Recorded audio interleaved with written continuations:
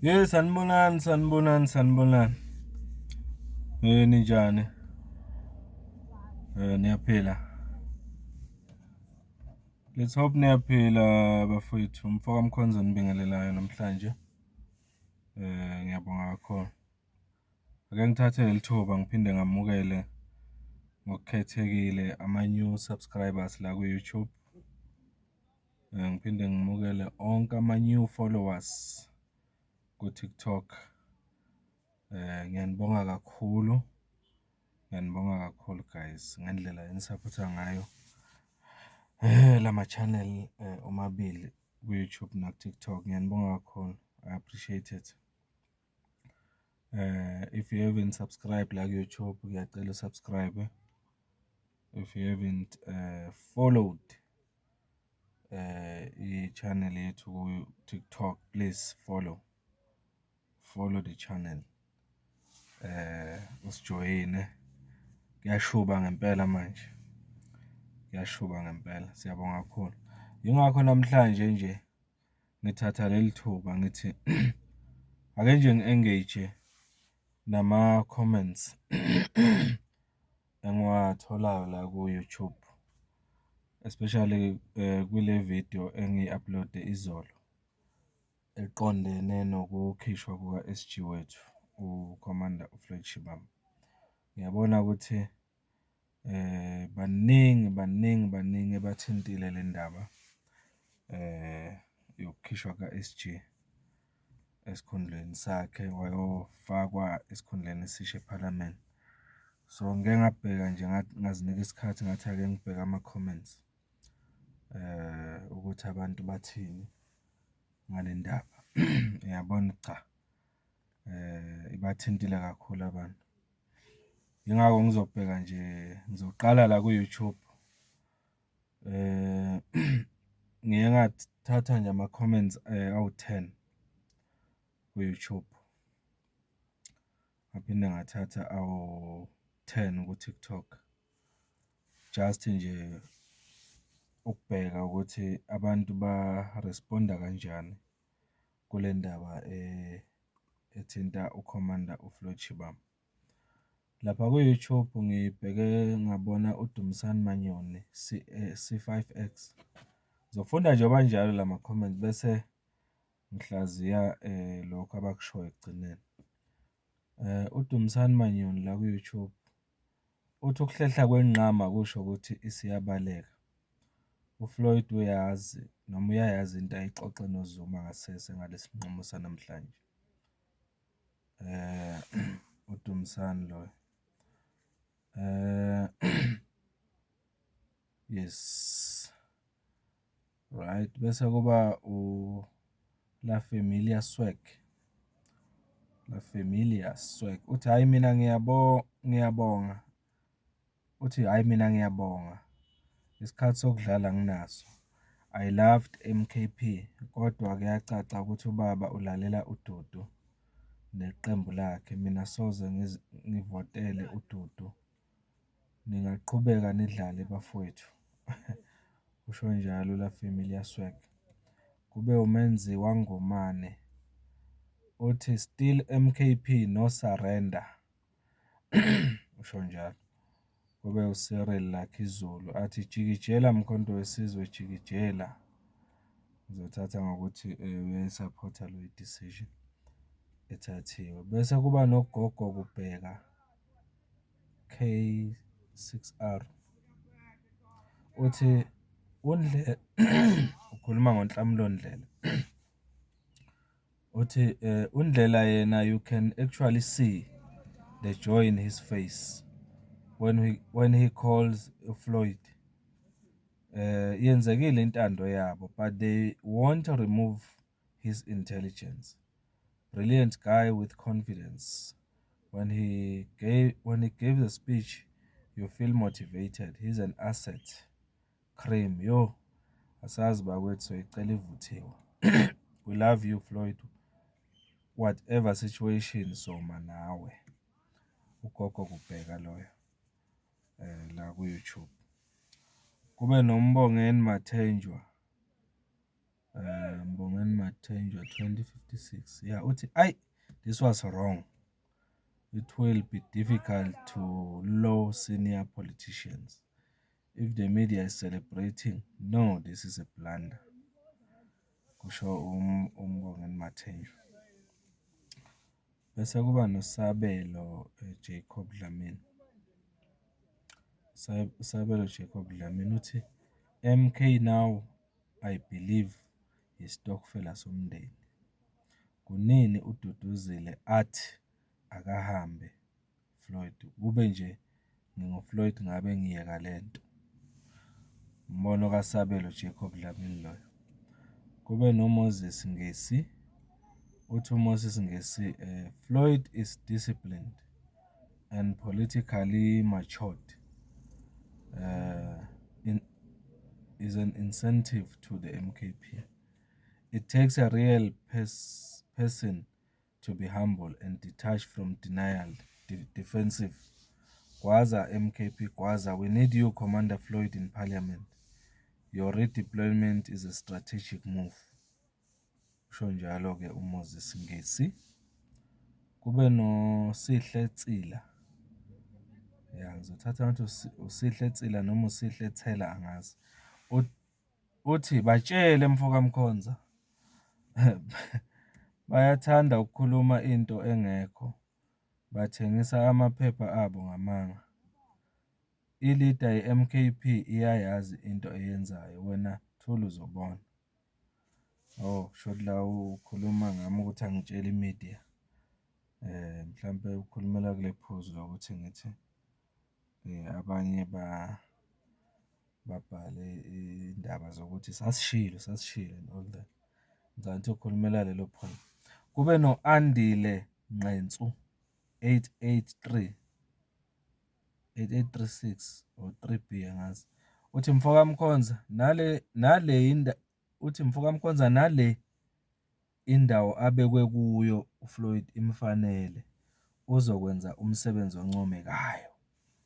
Usho njalo lapha uAndile Nqensu. Yeah, uyakuncoma ukuya kukaFloyd eParliament. Ake singene ku-TikTok sibone khona ukuthi bathini. La ku-TikTok ngibona laphana kuno 2024 Ntuli Mphemba. Yes, 2024 Ntuli Mphemba. Uthi sibonge bayihenglishe kahle vele eParliament kuzoqina manje. Shothi yasincoma isinqumo sokuyisa uFloyd eParliament. Kube no-Edictor 85. Uthi my commander, remember Floyd is skilled and capable to go to Parliament. Ningethuki uzosebenza Floyd. Mina ngiyamthemba Floyd unamava kakhulu and capable. Uzoletha uzinzo kule leadership. We need umuntu onjengo Floyd eParliament. Phezu kwabo Floyd. Thanks. Usho njalo Edictor 85. Kube noSiza Miya. Uvele wabhala kuSiza Miya wathi Floyd he is our future leader. Yabona kusho ukuthi unethemba lokuthi uFloyd usazohola futhi kwesinye isikhundla in future. Kube noGennaro Khoro. Gennaro Khoro uthi vele commander bengifisa ukuthi ebe khona eParliament uFloyd. Usho njalo uGennaro. Bese kuba noSimamiso Mthethwa. Simamiso Mthethwa uthi we appreciate the opportunity to give our SG promotion. Yabona-ke short la uhambisana nami ukuthi le akuyona i-demotion kuFloyd ukuthi wehliselwe esikhundleni esiphansi kodwa upromotiwe ngokuya eParliament. Nangu-ke noSimamiso Mthethwa uthi I appreciate the opportunity to give our SG promotion. Opamolo Kome uthi siyabonga mabemise eParliament ngoba ithemba lethu uyithemba lethu ku-MK. Usho njalo Opa lapha. Then kube noYogeta ZN uthi no ngirong Mbongs 40 Mbongs 40 uthi kubuhlungu kodwa asigwinye itshe, wasufaka i-laughing emoji lapha. Uthi big blunder, viva MK. Usho njalo uMbongs. NanguYogetha ZN uthi nina nidlala idliso. Zuma pays revenge and Duduzile is more value kuyise than anyone. Shothi ngokukaYogetha la uthi ngokuthi uFloyd akhishwe kulesikhundla ayiswe eParliament, uthi uYogetha uzoma uyarevenge. Angazi-ke kodwa ukuthi urevenge kanjani kuFloyd ngoba ekhethwe nguye futhi. But anyway asiqhubeke. Kube nohambo uzobuya. Uthi uhambo uzobuya perfect. Uvele nje wathi perfect waphelela lapho. Kube noZamiro Zamisa. Uthi MK needs Floyd in Parliament. His presence and prowess will his experience and prowess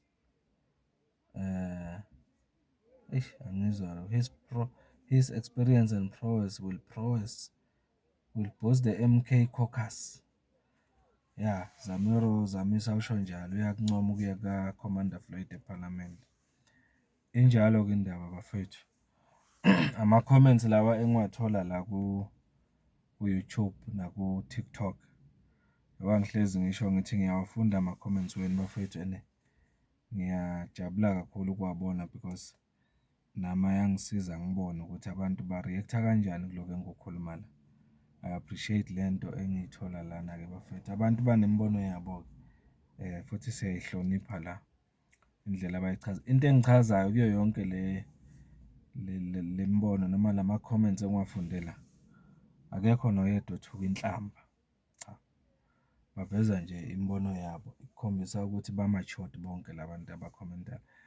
Abaphikisayo abaphikisa isinqumo se-leadership ye-MK Party baphikise nje kahle ngaphandle kokuthuka inhlamba. Kanjalo nabavumayo bavume kahle futhi ukuthi isinqumo esi-right. So mahle ama-comment kwangathi angaqhubeka ngale ndlela. Engifuna nje ukukusho la ukuthi makhomanda noma MK members kumele nazi into eyodwa la ukuthi ama-decisions asazothathwa ku-MK Party. This is not the last one. Asazothathwa. Nalaba abathi kunama-decision angathathwa kwabanye kodwa ayathathwa kwabanye. Nayo into okufanele niyazi. Ama-case awafani. Ngiyezwa nje abanye la bafanisa i-case kaCommando Floyd ne-case kaCommando Duduzile and all that. I-MK Party ine-leadership and ine-process indlela eyenza ngayo izinto. Singathi ama-case ngendlela engafani because ngeke vele ama-case afane. Angabukeka efana kodwa ngeke asingathwe ngendlela efanayo because these are different individuals. And izinto abazenzile azikho straight ukuthi zenzeke ngendlela ngqo efanayo. Ngeke-ke si-expect ukuthi kujajwe ngendlela efanayo umuntu ngamunye la. So indaba kaDuduzile ngiyezwa maningi ama-comments bafethu. Lana just ngikhethe nje 10 ku-TikTok, ngakhetha 10 ku-YouTube. Maningi. Khona nabakhuluma ngokukhomanda abanye la ukuthi abathathelwa ama-decision and all that. So angifuni kodwa ukubiza amagama. Ngizozibonela uma ningena la kulama-video engiwa-upload-ayo ukuthi bakhuluma ngabo bani. Angeke size sijaje i-leadership ukuthi yenze ngendlela efanayo. Fine, i-constitution iyi-1. Iyi-1 i-constitution ye-MK Party. But ukudecide ukuthi ubani bazomredeploya, ubani bazomsuspenda, ubani bazom-expella, ubani bazothula okwamanje bangasho lutho. I-decision ye-MK Party le. Njengoba ngike ngasho ngaphambilini kwenye ividiyo, thina kufanele silindele nje i-process sibuke ukuthi iza nani i-MK Party. But naku kufuna siku-appreciate ukuthi ubaba uZuma nabaholi be-National High Command, ake ngithi nje i-leadership ye-MK Party iyasi-recognize. Yingakho nje izolo ibize le briefing because beyifuna ukuzositshela ngey'nqumo ezithathile nokuthi i-meeting yawo e-recent yilokhu abakuthathile okuyisinqumo. So lokho kuyabonisa ukuthi abathulile. Bayeza nakulaba abanye nithi nina bathulile kubo. Nina lindani njani? Asifunde ukulinda bafethu, sibe patient. MK Party ayifuni ukutatazelelwa njengoba isakhiwa kanje. Okunye yilokhu, akufanele sibe emotional. Akufanele si-react-e ngama-emotions. Ubaba uZuma umholi wethu une-experience kakhulu, ufunde okuningi empilweni. Okunye ahlezi ekugcizelela ukuthi akasebenzise ama-emotions empilweni yakhe. Akasebenzise ama-emotions ngoba ama-emotions amosha izinto ey'ningi. Uma ungezwa no-Commander Floyd kuma-interviews ebenziswa wona recently, ebekugcizelela lokho ukuthi ama-emotions kwipolitiki awadingeki, amosha izinto ey'ningi. These are politicians lesikhuluma ngabo, ubaba uZuma no-Commander Floyd nabanye abangama-politicians aba-experienced kulo mkhakha bazokutshela ukuthi ama-emotions amosha impilo yabantu abaningi. Abanye abantu baye balahlekelwa i-career yabo kwipolitiki ngenxa nje yokuba emotional. Balahlekelwa nayi-support kwipolitiki ngenxa nje yama-emotions. Abanye baluza ney'mpilo zabo, baluza nama-relationship abo ngenxa yama-emotions. So kufanele ukuthi even la kuthathwa ama-decisions e-MK Party sigade ama-emotions wethu. Yiloko nje okuyosisiza. Singajahi ukuthi izinto zenzeke ngale ndlela esifuna ngayo. Asilindele nje i-leadership. Yiloko nje nami engingakusho nje ngomfowethu. Kule video nje bengifisa nje ukuthi ngizoncoma bonke laba commentayo kuma-video wami nendlela abakhomenta ngayo nge-respect without ama-insult, without i-vulgar language and all that. Ngiyabonga kakhulu, kwangathi ningaqhubeka nenze ngale ndlela. Ayeza amanye ama-video-ke bafethu kuningi esisaza ukudiskhasa ngoba lokho okwenzeka izolo akusho ukuthi yonke into imala. Nakulaba aba-give up-ayo abathi hhayi sesiya-give up-a thina, besingalindele ukuthi uma ngabe kuwukuthi uya-give-a kupolitiki kahle kahle ipolitiki ngingasho ngithi akuyona eyabantu aba-weak. Kupolitiki uma ngabe uyazi into okhona kupolitiki, you will know ukuthi akusiyo indaba yabantu aba-weak, kuyasetshenzwa. Uthi uzo-give up-a enye indaba leyo. Kufanele ukuthi ubuye uzihlole, awenze i-self introspection, uzihlole ukuthi kungani la ku-MK Party ikakhulukazi, kungani wathatha isinqumo sokuthi usaphothe i-MK Party uma uthi uzo-give up. Shuthi wena each and every decision ezothathwa uzobe ngilo give up ngoba asazothathwa ama-decisions, kuyakhiwa la, kuyasetshenzwa. So kufanele ulindele noma yini ukuthi ingenzeka, noma yini. Uma ngithi noma yini, I mean noma yini ukuthi isengenzeka e-MK Party ongayilindele futhi. So respect-a yonke into eyenziwa i-leadership. Yilokho nje engingakusho because kusazokwenzeka izinto, kuyakhiwa la. Ngiyabonga. All new subscribers, welcome. If you haven't subscribed, do subscribe. Follow me on TikTok. Asikholise i-channel yethu yephambili, Mfoka Mkhonza lo. Ngiyabonga kakhulu, good people. Thank you so much.